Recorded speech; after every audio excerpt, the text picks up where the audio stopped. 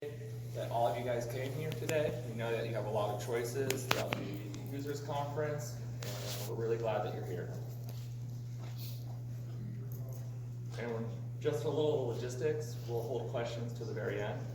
And we're more than happy to answer your questions now as well as afterwards at the utilities week. So I'd like to introduce my colleagues, Alex, as well as John, and myself, Joe Marsh. So today we'll be covering a schema comparison between the geometric network and the utility network. We'll also be going over some of the data translation tool sets that we have been prototyping at ESRI. We'll also cover some general data migration tools, and we'll wrap up with post-migration data checks. So going into that last part about post-migration data checks, right now on the floor, on the expo floor, we have the data reviewer team, and they provide free data health status checks that I highly recommend any one of you to go in and start talking to them. And whether you have your data today with you or not, get hooked up with them so that you can see what the health status of your data is.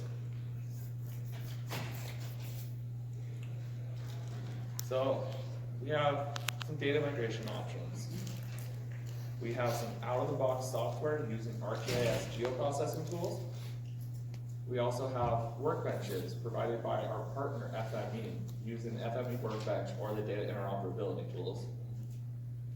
And they're provided as samples, which will require some modification based on your source data. And then finally, we have a number of business partner tools that offer services and tools for migrating data. And with that, I'm going to pass it off to my colleague Alex. Thanks, Joe. Can you hear me? Good? The data translation tools use workbooks to map a source data set to a target data set by utilizing field mapping and domain translation, which is effective for performing simple translations of data. They're available from Anaconda right now and currently in development, and they have come with instructions to install. Before getting into how to run it, let's review the data model and schema of the utility network and note the differences with the geometric network. The first major change you'll notice with the utility network data model are the reduction in feature classes. There are only 7 feature classes that encompass the many feature classes found in the geometric network data model. We're able to do this by using subtypes known as asset groups, which are major classifications of the feature classes, and within the asset groups are asset types, which are minor classifications of those asset groups. In this example, we have system valve as an asset type, which is part of the controllable valve asset group, which is part of the water device feature class. And in the next couple of slides, we will go into more detail of this breakdown. On the left are the feature classes of the geometric network, and on the right are the feature classes of the utility network, and an example of subtypes, which are the asset groups, within the water device feature class. You'll notice some familiar geometric network features found among the utility network subtypes highlighted in red. For instance, we have pump on both sides, as well as hydrant and service connection. But it's not always such a simple mapping of features. In many cases, you'll need to use multiple fields to combine fields for a specific mapping, or use a single field to map to multiple features. And the data translation tools make that simpler. But not only is the model structure different, the field structure is as well.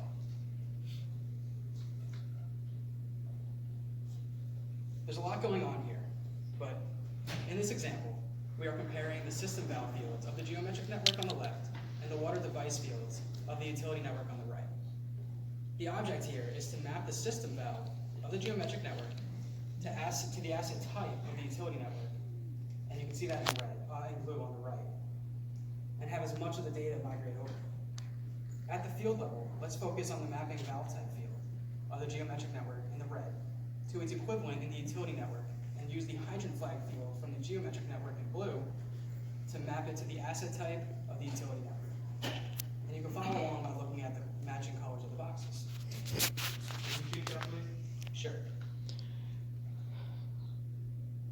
For valve type, looking at the red boxes, you'll notice that there are no fields called valve type in the utility network, but there is a field called design type, which has multiple aliases, one of which is valve type.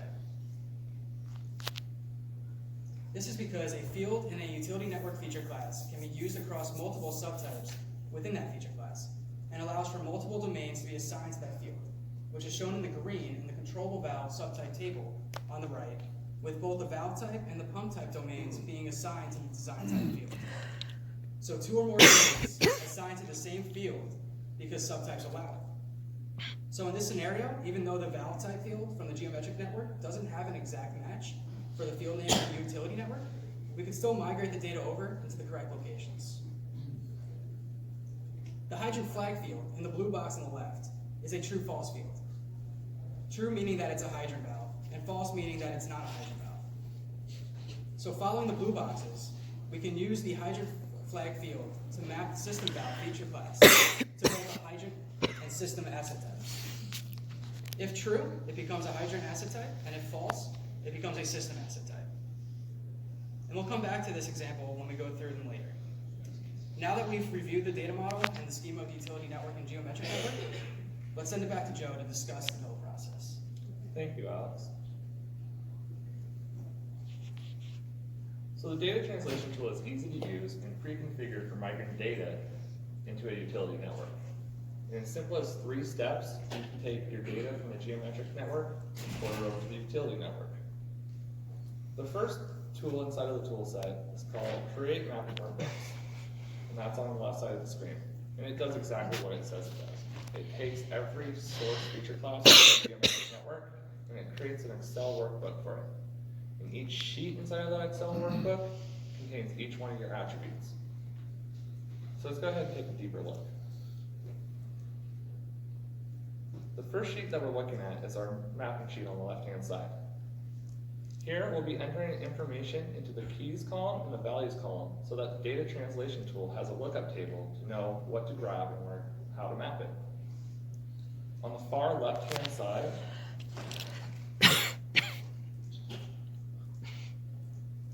over here, we have a design type.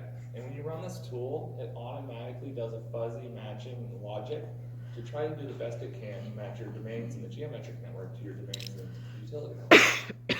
But if for some reason they aren't lining up perfectly, or that target field isn't lining up, you can go ahead and use a drop-down menu where it will show all of your available field types. Next, we want to go ahead and take a look at the keys column. Here, when we're working with design type, the keys is going to define what sheet to fill out that lookup information. And then this last field, the value field, is a user-defined field that we're going to use on one of the individual sheets for attributes to define how we're going to map those columns.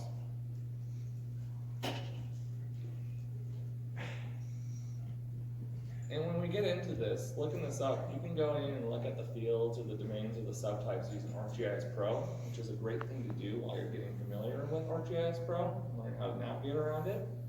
But we also have a new tool in beta called our Data Dictionary tool.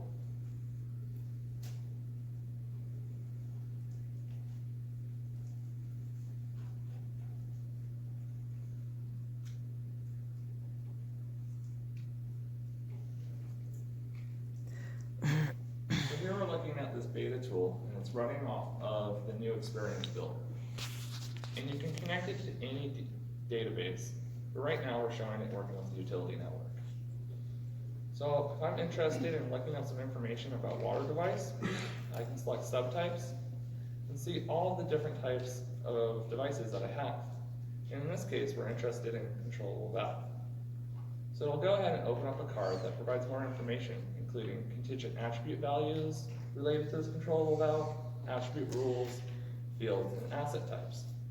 And for the work I'm doing with my mapping, I'm most interested in what are the domain code values in my target database that I need to map with. And the greatest thing about this tool is that I can open up multiple cards. So here, I have my controllable valve card, but I can also add in like a fire hydrant card. And I can manage my white space and move them around. And I can also see a summary statistics of how many actual features I have within my system. Now it becomes important because while you're mapping things, I always like to start out with my devices that are the most important or the ones that I have the most of, and kind of tackle the big problems first and then narrow myself to the smaller problems. We expect this to be released by sometime later this year.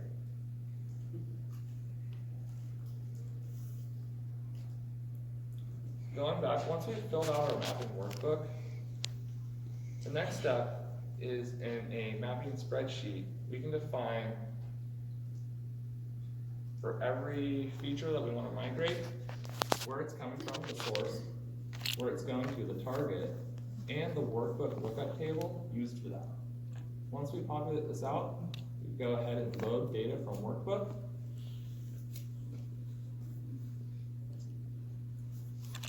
And it very quickly allows us to shuttle our data over. One extra feature or parameter that I want to point out is on this tool, we've included a checkbox for truncate your database before loading. And the reason why this is important is that migration with this tool is an iterative process. It's an iterative process with any tool. And having to set and stage a brand new clean asset package every time can be a lengthy process. So clicking this button allows you to just go ahead and iterate through your mapping workbook and guess and check and just load it very quickly. So with all this, let's see it in action. I'm going to pass it back over to Alex. Thanks, Joe. Okay, so right now we're looking at ArcGIS Pro, and on the right we have the data translation toolbox. Now the first tool that we're going to open and focus on is the Create Mapping Workbooks.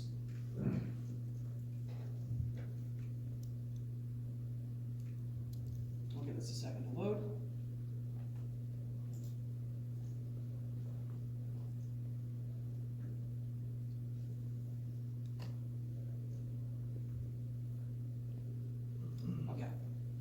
So on the left, this is where we're going to choose our source data set, which we can go into our databases and find the geometric network. And for this, we'll choose our system valve that we used before. And on the right, we're going to choose a feature class from the utility network.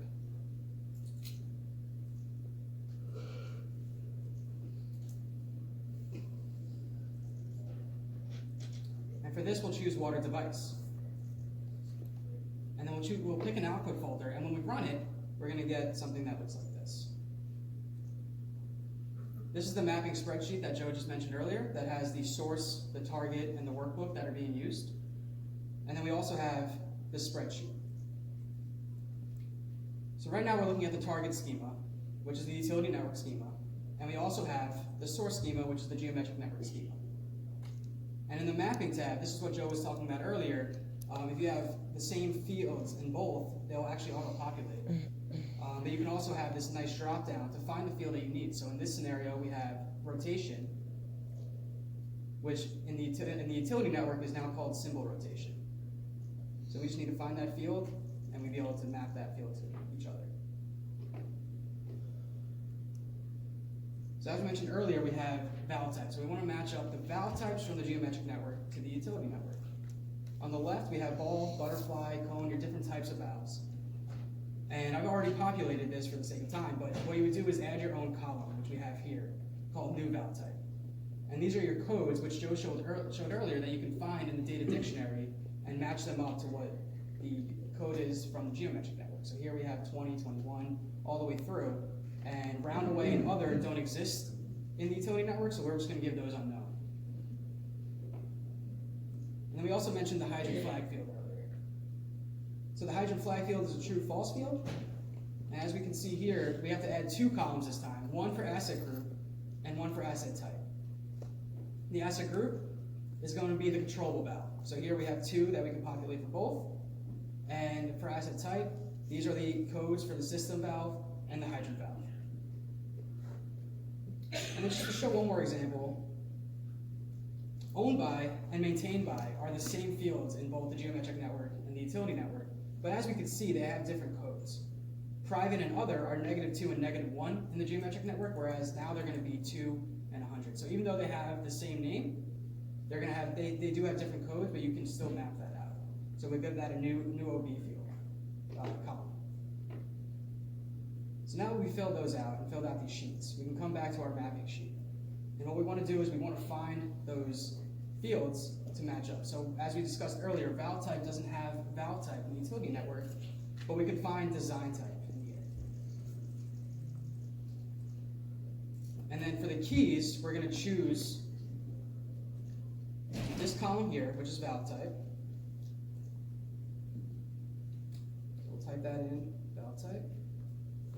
And for value, we're going to choose that new column that we just put in, which is new VT. And we'll repeat that for the other sheets that we went through. So for hydrant flag, that's going to match up to both asset group and asset type. So here we'll use asset group. Type in hydrant flag. And we'll put in AG. And we're going to have to add another one because there's only one in here. So we'll have to add asset type to the bottom. And we'll map this up to hydrant flag as well.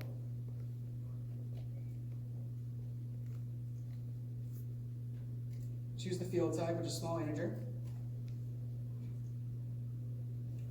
And then we'll use hydrant flag and AT. And then for the owned by field, we'll also map this out. We'll use the owned by field, owned by column, and we'll use for the key, and for the value, we're going to use the new OB value. So now we have this mapped up, we can save it, come back into ArcGIS Pro, and we'll open up our load data from workbook.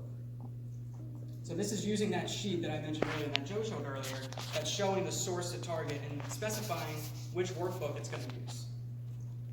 So here we'll find our workbook,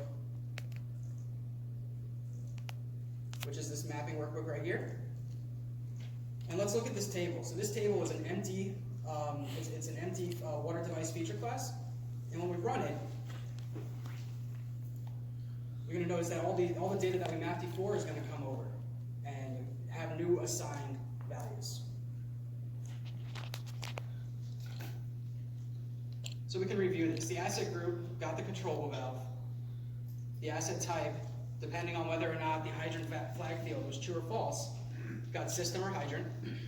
And we can come over to valve type.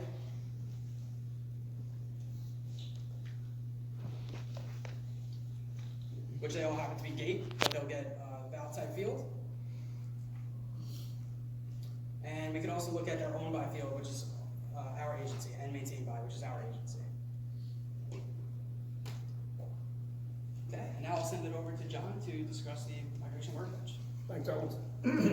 So at ESRI, we like to have a lot of different options, different ways of doing things, give you the options of how you want to do it. One of the other ways we work with one of our business partners called Safe Software developed is a workbench. It's using their FME product or our data interoperability extension to move the data over. In this example, we have 3 workbenches that are defined for use for this: electric, gas, and water. They are available on GeoNet, they're free. You download them and use them. They are model specific, and the current electric one is based on the previous version of the model. We are going to be working towards updating it for the newest version, but there are differences. Like I said, it does require interop or FME to use it. We are not seeing the screen. Sorry about that. Okay, next slide. Now, there's no easy way to migrate data. If you've ever migrated data, you understand that. You're going to have to go through the process that Alex and Joe were talking about, figuring out what is what in my source data, where does it go in my target data. There's just no easy way to do that unless you're going from a very strict definition to another very strict definition. So in the workbench, we've hard-coded right now a lot of that information in the workbench for electric. For gas and water, it's in a spreadsheet, but for electric, it's embedded in the workbench itself because of the complexity. So you go through this process of doing your source mapping, target mapping, just like we were talking about, and then you execute your workbench, and you output an asset package. The big difference here is you are outputting an asset package with workbench. It's not going to a utility network directly. It will only go out with an asset package.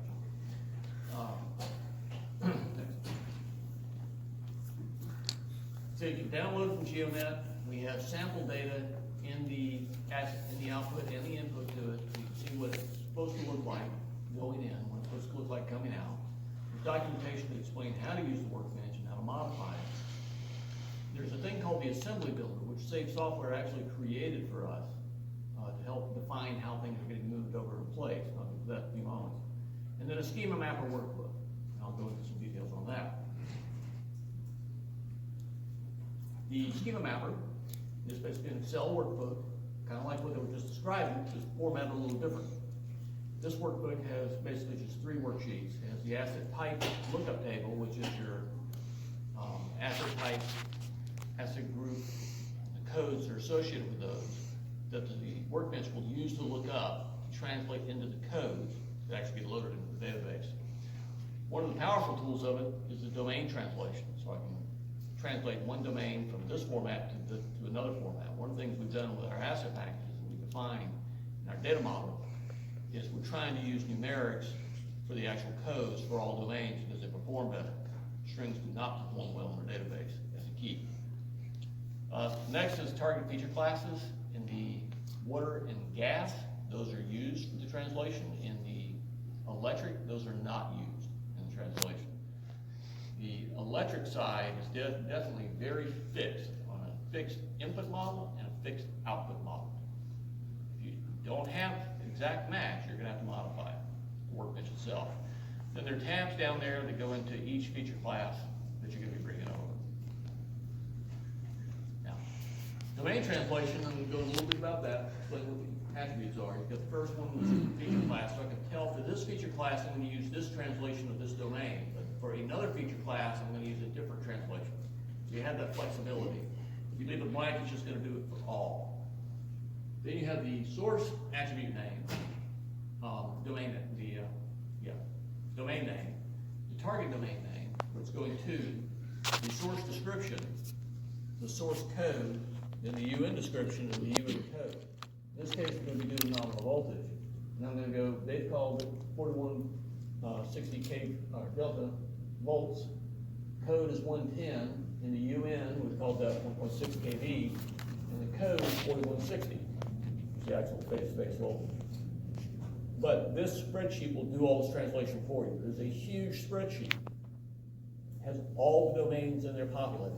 You'll have to go in there and populate all the other information to make sure it maps over correctly. We try to map it over as best guess, but it's not going to be perfect, especially if your data is different. So now when I talk about modifying the workbench, one of the things you're going to have to do is if your source data is not named the exact same things that we named them in our source database, you are going to have to modify the workbench to tell it what that feature class name is coming in. That's your first modification. And you're going to have to modify it in this part of the workbench. I've highlighted it here. These are some of your feature classes, not all of them. If you name it bus bar and use something else, bus, you have to go change it here. No spreadsheet to do that for you. Now the assembly builder, that's more of an electric thing that we're starting to find now, also using it for gas and compressor stations. We're taking a very simple thing, a very simple representation, geometric network.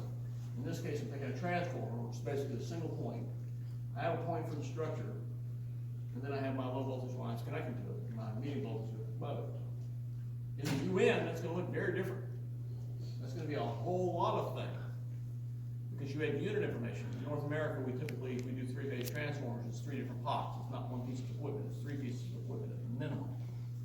If you have fuses and other equipment on there, not self-protected, then you're going to might want to add all that in there. Do you have to add all that in there? No, I'll get to that in a moment. How you can not do that. So, in this example, we are looking at a transformer. This one in particular is a single-phase delta transformer. The XML tells the software, the workbench, how this one point is going to become all these things. Over on the left-hand side of the screen are the things it's going to become. I've got a tap connection point up top coming off medium voltage. I've got 2 arresters, 2 fuses, 2 transformers. This one's open delta. And then my line into the bottom going to my low voltage. The XML tells it how that's structured, how it's going to structure it. And in here, I highlight over the left-hand side, I've got the AR1, which is about halfway down. See that? That equates to the arrestor 1. That's telling it arrestor 1, what it's going to connect to, what it's gonna be connected to on the top side, where it's gonna be placed spatially in this migration. So all that's defined in this XML. Is it fun to edit? No, but it's very powerful. And you have to have an XML, there's an XML for basically each assembly or container that you're going to translate. So all your transformers, your fuse banks, switch banks, et cetera, you would have an XML for each one of those asset types. And that's how it's going to translate it into that thing. Our single phase delta, overhead open delta. Oop. Oop. Now, in the workbench itself,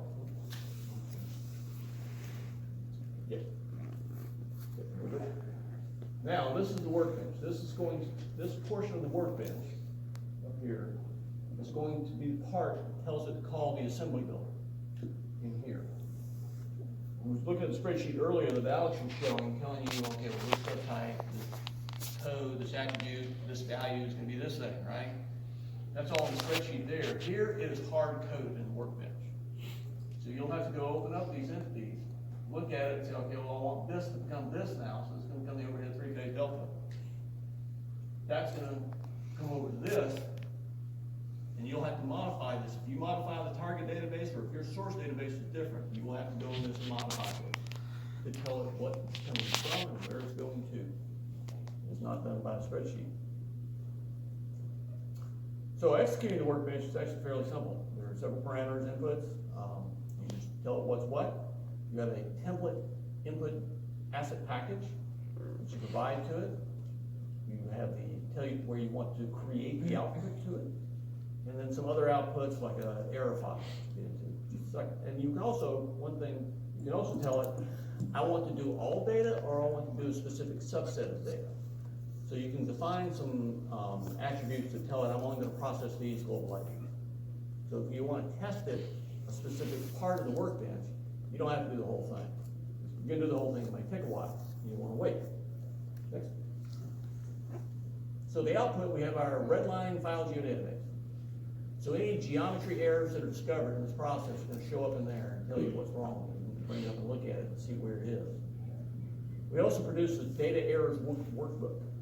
So you can bring it up in Excel and give you a list, I've shown it here, of what the feature was, what was wrong, whether it was a warning or an error, and the error message goes with the global ID so you can go find it in your data and do something with it to correct it. And one thing I'm going to mention here, one of the things that's required for the workbench to work is unit table for electric, is unit table. In most electric models in North America, you have a single point representing a lot of complex stuff, like the transformer I talked about. 1 point might equal 3 unit records in the unit table that it's related to. This workbench expects the existence of those unit tables. If you do not have them, you will have to create them, even if you don't use them in your database today. We had a customer who has that condition. They do not track individual fuses, so they didn't have a unit table for fuses or switches. They had to synthesize it to be able to move the data over using the workbench. So after you've done all this, you run it through the grinder. I take what's on the left, goes to the grinder, and comes out what's on the right. I'm taking that one simple point and making it into something far more complex. Now, one of the differences between these two approaches that you'll notice, if you haven't already, is that the simple migration is pretty much a one-to-one. I got one thing coming in, I got one thing coming out. With the workbench, I've got a couple things coming in, and I got a whole bunch of stuff coming out. I'm spreading it out. I'm trimming lines. You'll notice here is kind of a subtle point. The low voltage lines are going to snap to the transformer over here on the left-hand side. On the right-hand side, you'll notice that they're cut back. They're no longer intersecting with the line up above it because it can't. It's a different voltage. It needs to connect to the transformer. But we don't want to connect to the individual transformers because they're two. One line can't connect to two lines. So we had to do an explicit connectivity from the low side bushing or terminal of the transformer to the line-in feature on the low voltage line. The workbench does all that for you. It's a lot of complex stuff that just happened there. Workbench does it all for you, make sure that nothing's on top of each other. You haven't created stacked features, things like that. So it's a lot of grunt work that is taken care of. And one of the points I'll make is make sure that your data, before you can start this process, clean your data up before you get started. I've been doing a lot of data migration with UN since the UN started. I've been on the project. I did all the data migrations, all the different customers' databases that I've gotten. There's a lot of them. And everybody's data is dirty. Go clean it up. Look for stack lines, look for lines that are just a little bit overlapping.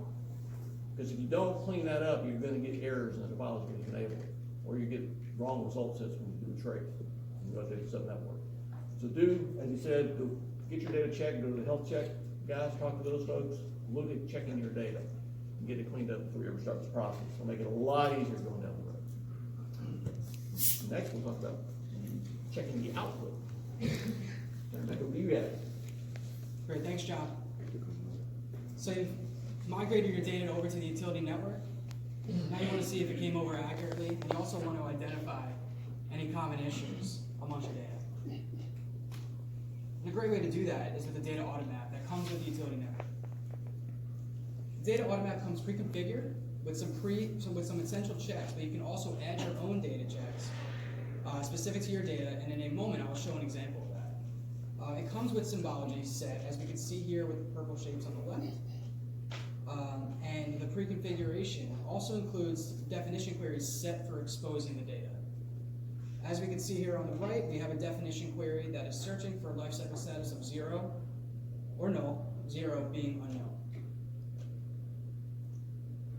So before diving into the audit map, we recommend using something called center and scale with both the data audit map and your editor map.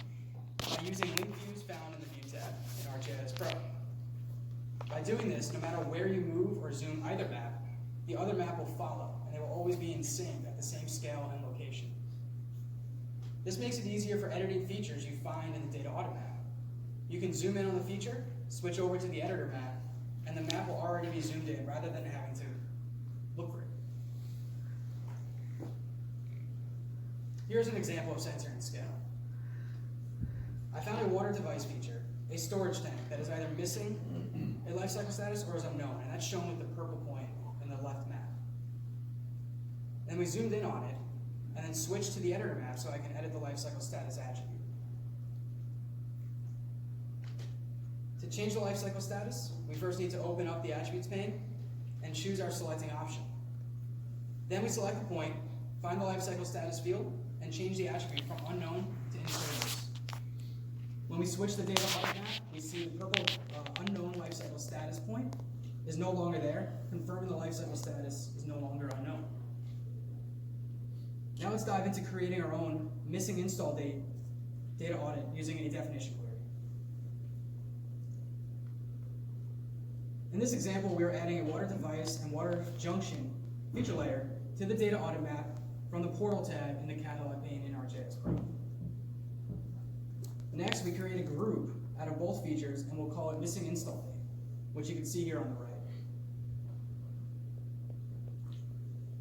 After grouping the layers together and calling them missing install date, it's time to create the definition query to find those features without an install date.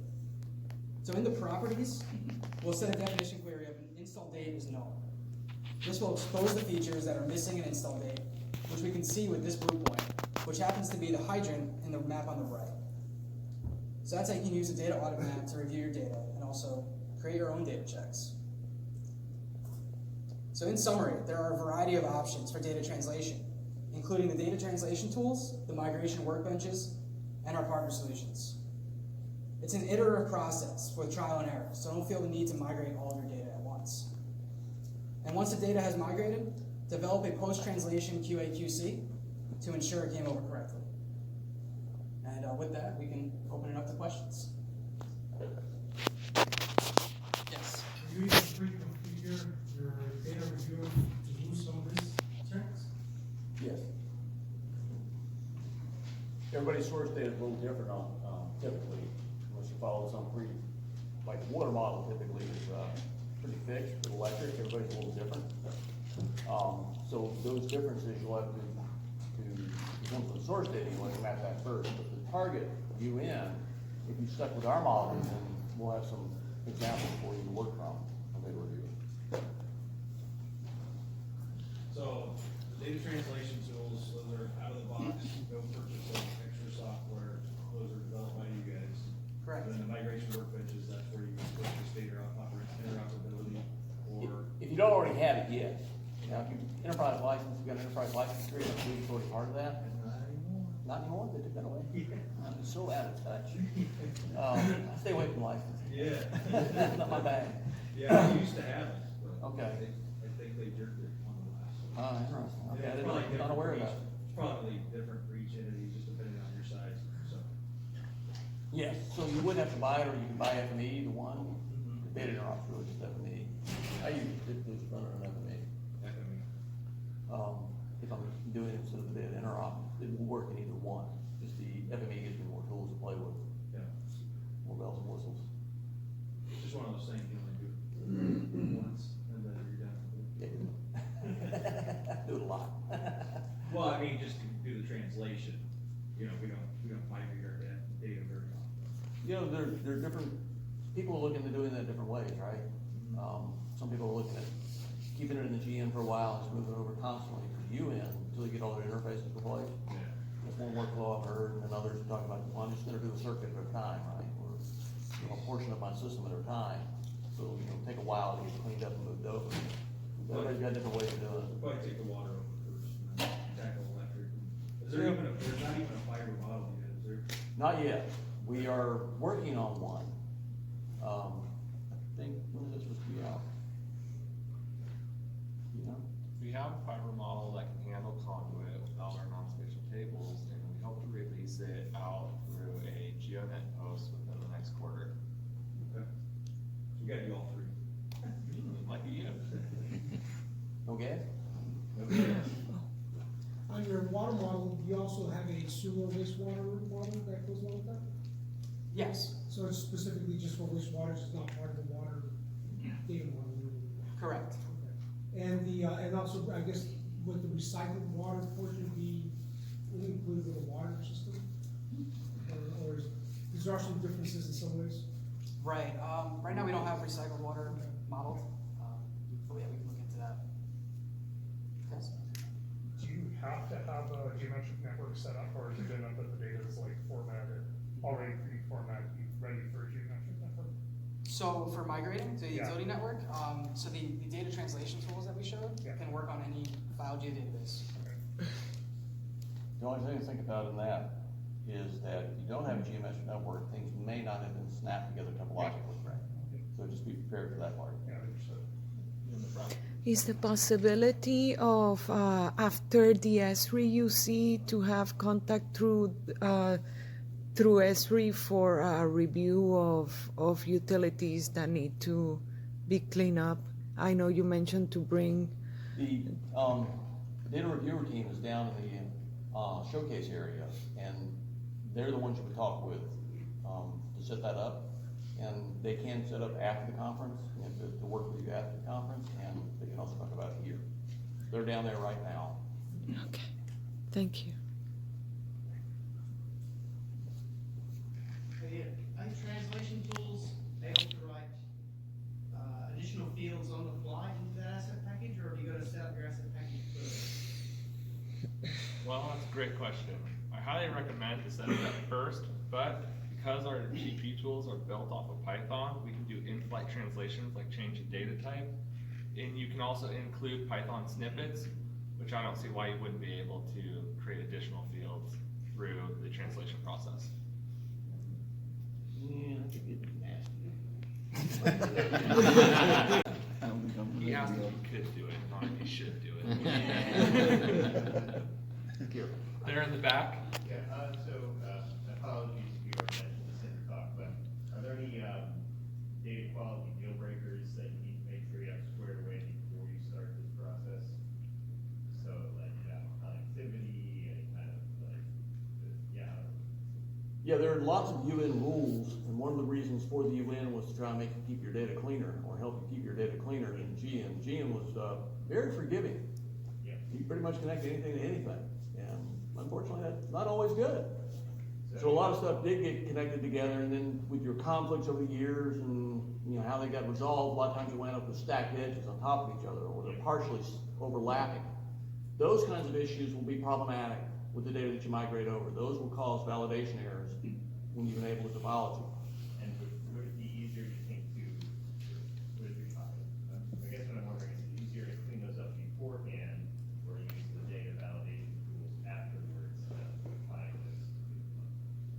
personally, my approach would be, I would prefer to clean it up in the source data, because it's bad there anyway, and I'm probably not gonna be throwing the switch today. Yeah. Right, so I'm gonna be going through this process for the next 6 months. I don't wanna have to clean the same data for 6 months, every time. So I would rather clean it up in the source and not do it on the back end, but that's my preference. You certainly can do it the other way around, I have, where I've migrated it over and it's like, oh my, that kind of mess. So just let me go write a script and go clean this up real quick, so I can get all of my tests. So you can do it either way, but Thank you. in the back. You mentioned using an iterative process. For any of your tools that have to be built in action? We mentioned that it was an iterative process, and she asked if there is a way to track some of the changes. Ooh, good question. No. But we'll try to take that idea down, because it's a great one. Is there, or how far off would ESRI be away from domain-specific data migration courses that would have some sample data walk us through? We haven't talked about that. There's some services we do. What was the question? I'm sorry. Yeah. That's a very good question. The question was, will it be domain-specific training for the data translation tools? I do not know of any discussions on that, but I think we're gonna be having one this afternoon. If you wanna drop your card off, we'll get back to you on that. That's actually a very good point, good idea. I have been working with the services group, people on the electric side quite a bit, teaching them how to do it. So they are familiar with it, but I'm not sure, I don't think we have anything formally planned at this point. But you card, get back to you. So you're saying that we could have overlaps in our lines with a geometric network? Is that true? Or, so would it be good to build a topology first and check for build a topology in there as well? And check for all that first? That's kind of like your first step cleanup? Yeah, you can't build a topology because it's geometric networks, you gotta take it out to another piece of data set. Delete geometric network, grab all the Yeah. stuff and build a topology. Yeah, I've done it that way as well. Okay. And then complex edge features, how do you guys break those apart now that it goes, because it used to be you could snap mid-span or whatever with the. You can still snap mid-span. Still snap mid-span, that's still. On the electric side, just so you know, on the electric side, our recommendation is to break it where the wire is cut in the field, Yep. not at every pole. There are performance reasons for that. Okay. The more things you have to fetch, the slower it's gonna be. So if it's the same wire, same characteristics for the full length of the wire from dead end to dead end, or switch to switch, whatever it is, there's no point in having 50 pieces of it if they're all the same. It's gonna perform much better to just have one piece and one fetch. But you can tap, we call it tapping, just like you do, right? You're gonna tap off that line mid-span or mid-line and pull off your either a lateral run or a transformer. Transformers will be tapped on the overhead. Underground's cut at every cabinet, right? We break it at every cabinet. Yeah, On the everybody. underground, but the overhead. Overhead you All the don't. way through, because you're only connecting with the jumper. You go mile long, right? I mean, to the real. Okay. On the water side of things, when you get to a facility, say a complex pump station or treatment plant or something like that, is there tools that actually help you model that correctly in the Explosion. Yeah, the migration. The workbenches Yeah. can do that for you with the XML builder. Okay. So if you define it in there, like I've done here, Yeah. and there's documentation online for that in more detail, you can use it to explode that little point feature and a whole bunch of stuff, just like you do in electric. Same process, just different stuff. Are these tools available in ArcMap, or are they all All pro. Go pro. And just to let all of you know, we have released these tools in a beta on our GeoNet. So if you were just go to GeoNet and just search for a data translation tool set, you'll be able to download a zip and start working with them. That's you in front. Your data dictionary tool, is that limited to the utility network, or is that gonna be expanded to? Currently, it's in beta, and currently we have it configured for the utility network. our future plans are to start working on some parcel fabric stuff with it, but the intention of this tool when it is finally released is to work on any feature service that, you know. Will be like self-filtering potentially too, for like say the metadata and that. I believe so. I think our intent is to put all the definitions in the metadata, but we're not sure exactly how to accomplish all that just yet, and get it read. We're trying to figure that out. There may be a spreadsheet that you have to feed into it. When is the geometric network and ArcMath no longer going to be supported? There are no set dates for deprecation of that software. I'm not gonna push this out of there just yet. If you have a feature class that isn't currently in your geometric network, but you'd like it to be in the new utility network, how do you guys handle that? These translation tools can move right over for you. It doesn't have to be in the GN to get moved over. So let's take a substation boundary. I've got a polygon that defines the outline of my substation. Data can't be in the GN because the GN doesn't do polygons, right? But I kind of want that in my UN. I actually can make that substation a container, the polygon itself a container in the UN. So I just move that over into these translation tools and tell it, build an association for it. Now, one of the things too, we're gonna be having is some ETL tools that we're working on. They'll be released at different stages along the line of doing things like that, where I say, hey, I have this structure, I'm gonna pass in this asset group, find everything that it intersects with and put it in it, build the containment for me. So those are gonna be a series of tools that we're planning on releasing over the next year or so. Okay, and as a follow-up, I'm sorry if you addressed this already, I apologize. What about related tables? How are you guys doing? Migrating them? What do you want to do? What's your related table? Get what we're talking about.